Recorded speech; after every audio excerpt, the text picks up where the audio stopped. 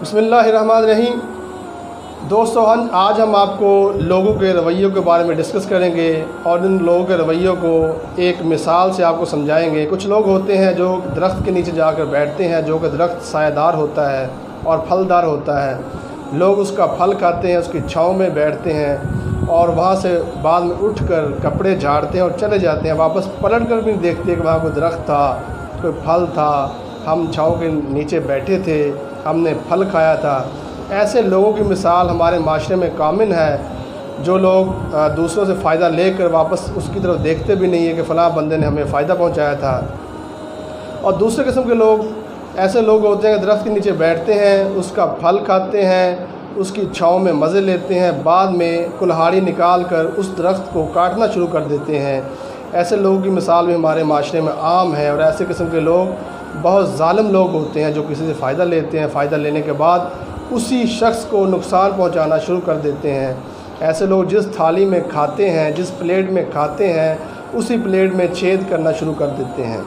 تیسرے قسم کے لوگ قدرے بہتر لوگ ہوتے ہیں، جو درخت کے نیچے بیٹھتے ہیں، اس کا پھل کھاتے ہیں، پھل کھا کر جو ہے لوگوں کو بتاتے ہیں، بھائی دیکھو فلاں درخت کتنا اچھا درخت ہے، جو ہمیں چھاؤں بھی دیتا ہے اور پھل بھی دیتا ہے۔ اور چوتھے قسم کے لوگ ولی ہوتے ہیں، جو کہ اس درخت کے نیچے بیٹھتے ہیں، اس کا پھل کھاتے ہیں، اس کی چھاؤں میں مزے لیتے ہیں، اور اس کے بعد اس درخت کی وہ حفاظت کرنا شروع کر دیتے ہیں اور لوگوں کو بتاتے ہیں، بھائی دیکھو کتنا اچھا درخت ہے، جو چھاؤں بھی دیتا ہے اور پھل بھی دیتا ہے۔ ایسے قسم کے لوگ ولی ہوتے ہیں، جو دوسروں کے قدردان ہوتے ہیں، جو لوگ ان سے جو ہے نیکی کریں، ان کی نیکی کو بھولتے نہیں، ان کی جو ہے نیکی کو ہمیشہ یاد رکھتے ہیں۔ دوستو ہمیشہ چوتھے قسم کے لوگ بننے کی کوشش کیجیے، اور یاد رکھیے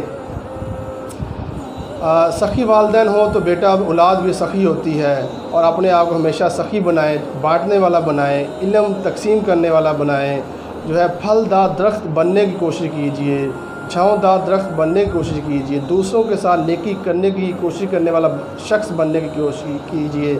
ایسے جو شخص ہوتے ہیں دنیا اور آخرت میں فلاح پاتے ہیں۔ اور یقین جانیے جو لوگ درختوں کو کاٹتے ہیں، جو لوگوں کی جڑوں کو کاٹنا شروع کرتے ہیں، ایسے لوگوں کی اللہ تعالیٰ